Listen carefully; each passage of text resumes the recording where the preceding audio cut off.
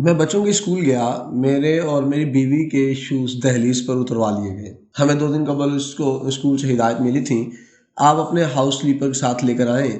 हमने शूज़ उतारे और अपने स्लीपर पहन लिए। हम अंदर गए तो मैंने देखा मेरा बेटा स्कूल की सीढ़ियाँ साफ़ कर रहा था।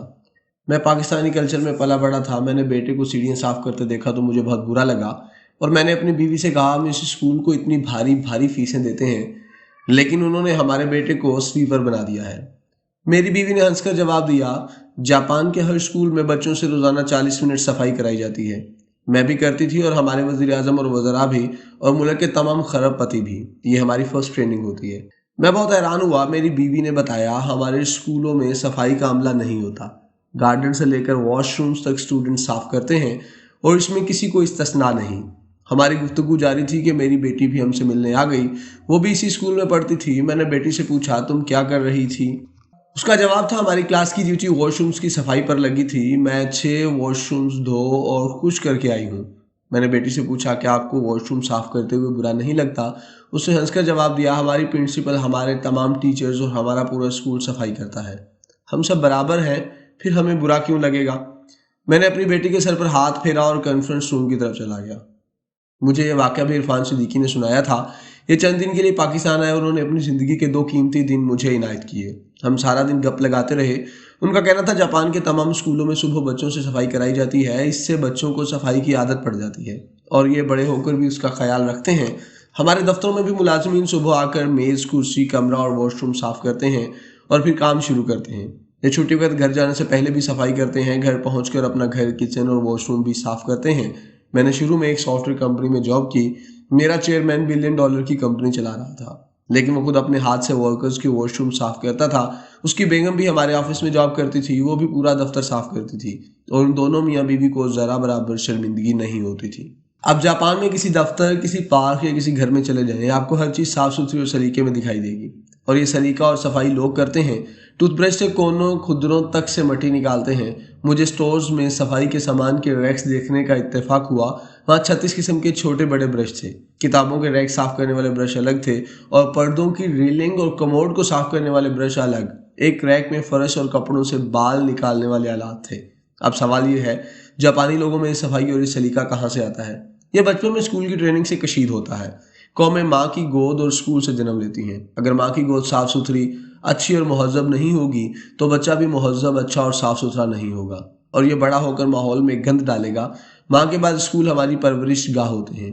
वहाँ भी अगर बच्चों का माहौल, दोस्ती की तरबियत नहीं मिलती तो फिर बच्चे बड़े होकर वही करते हैं जो इस वक्त पूरे मुल्क में हो रहा है। इस्लाम दुनिया का वाहिद मजहब है जिसने सफाई को आधा ईमान करार दिया, लेकिन इस हुक्म के बावजूद हमारी मस्जिदों में भी गर्द होती है।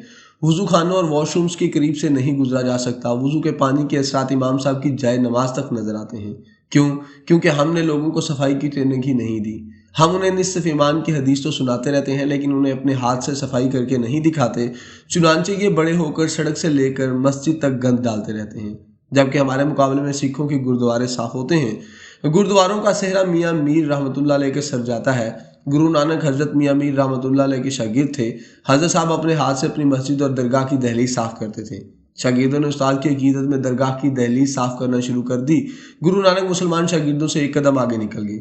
ये दहलीज पर बैठकर अकीदतमंदों के जूते साफ करते थे। यहाँ से सिख मत में गुरुद्वारे की दहलीज और ज़ायरीन के जूतों की सफाई की रिवायत शुरू हो गई। आप आज किसी गुरुद्वारे में चले जाएं, आपको अरबपति सिख और उनके खानदान हाथ से फर्श पर पोछा मारते और बाहर बैठकर दूसरों के जूते पॉलिश करते नजर आएंगे, जबकि हम लोग वुजू के पानी और अपने कमोड की सफाई के लिए भी स्वीपर को आवाज़ देते हैं। चुनांचे आज पूरा मुल्क गंदस्तान बन चुका है। लाहौर और कराची में सांस तक नहीं ली जा सकती। वज़ीर-ए-आला पंजाब स्मोक का मुकाबला करने के लिए एयर फिल्ट्रेशन टावर्स लगाना चाहते हैं। मेरा दावा है, आप लाहौर में लाख यूनिट भी लगा दें तो भी स्मोक खत्म नहीं होगी, क्योंकि पूरा लाहौर गंद, स्मोक और गर्द फैलाने की फैक्ट्री है। और अगर 1.5 करोड़ लोग रोजाना गर्द उड़ाएंगे तो लाख यूनिट भी इस गंद का मुकाबला नहीं कर सकेंगे। हम अगर मुल्क को रहने के काबिल बनाना चाहते हैं तो फिर हमें लोगों को बचपन से ट्रेनिंग देना होगी। सफाई को स्कूलों में मुकम्मल ईमान का दर्जा देना होगा। फिर कहीं जाकर हमारे घर, दफ्तर, सड़कें, गलियां, नदी नाले, दरिया, समुंदर और फिजा साफ होगी। हमें इसका आगाज़ मदारस, मसाजिद और तबलीगी जमात के इज्तिमात से करना चाहिए। तबलीगी जमात की वर्किंग और रसाई से बहुत मुतासिर हूँ।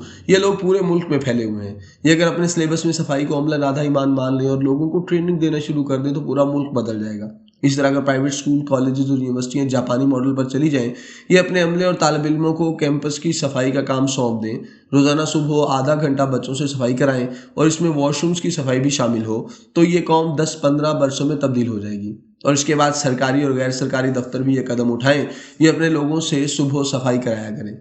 सेक्रेटरी साहब अपनी लिफ्ट या अपना टेबल खुद साफ क्यों नहीं करते और वजीर को अपना वॉशरूम साफ करते हुए क्या मौत पड़ जाती है? हम पूरी दुनिया को बताते फिरते हैं कि हमारे रसूल सल्लल्लाहु अलैहि वसल्लम अपना जूता खुद गांठ लिया करते थे, अपने कपड़े खुद धोते थे और अपना फर्श और अपना बिस्तर खुद साफ करते थे और अपने मेहमानों की गंदगी अपने दस्ते मुबारक से साफ करते थे। मगर हमें मेज़ साफ करने के लिए भी स्वीपर चाहिए। हम अपने जूते भी खुद साफ नहीं कर सकते और हमारे वजू के छींटे भी कोई और साफ करे, क्यों? क्या नाउज़ुबिल्लाह हम अपने रसूल सल्लल्लाहु अलैहि वसल्लम से बड़े हैं और क्या हम 10-15-20 लाख रुपए और 2-4 ग्रेड के बाद खलाई मखलूक बन जाते हैं?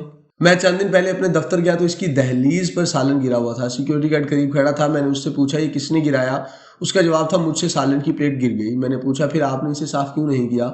उसका जवाब था, मैंने सफाई वाला लड़का बुलाया है, वो थोड़ी देर में आ जाएगा। मैंने हंस के पूछा, सालन आपने गिराया और सफाई कोई और करेगा? मैंने उसके बाद जेब से टिश्यू पेपर निकाले और दहलीज पर बैठकर सफाई शुरू कर दी। गार्ड्स में 3 लोगों ने मेरा हाथ पकड़ लिया। मैंने अपना हाथ छुड़ाया और सफाई करता रहा, मगर वो मुझे रोकते रहे। मैंने उनसे कहा, आप भी कमाल लोग हैं, आप खुद भी साफ नहीं कर रहे और दूसरे को भी नहीं करने दे रहे। इस दौरान स्वीपर आ गया। मैंने उसके हाथ से वाइपर लिया और पूरी दहलीज साफ कर दी। इस सारे अमल में 1 मिनट लगा। मैं ये काम 30 सेकंड में मुकम्मल कर सकता था अगर वो लोग मेरा हाथ ना पकड़ते। आखिर में स्वीपर मेरे घुटने पकड़ कर बैठ गया। उसका ख्याल था उसकी नौकरी चली गई। मैंने हंसकर उसे उठाया और कहा, बेटा इसमें तुम्हारी कोई गलती नहीं, ये बुनियादी तौर पर सालन गिराने वाले की जिम्मेदारी थी। बहरहाल सफाई तुमने की या मैंने कर दी, क्या फर्क पड़ता है? सफाई बहरहाल होनी चाहिए थी और ये हो गई। आप इससे माइंडसेट का अंदाजा कर लीजिए। सिक्योरिटी गार्ड को भी सालन गिराने के बाद सफाई के लिए स्वीपर चाहिए। ये भी सालन साफ करना अपनी तौहीन समझता है। आप इसे इस माशरे का अंदाजा कर लीजिए जिसमें सफाई को आधा ईमान होना चाहिए था और हम इस गंदे माइंडसेट के साथ खुद को दुनिया की अजीम कौम कहते हैं।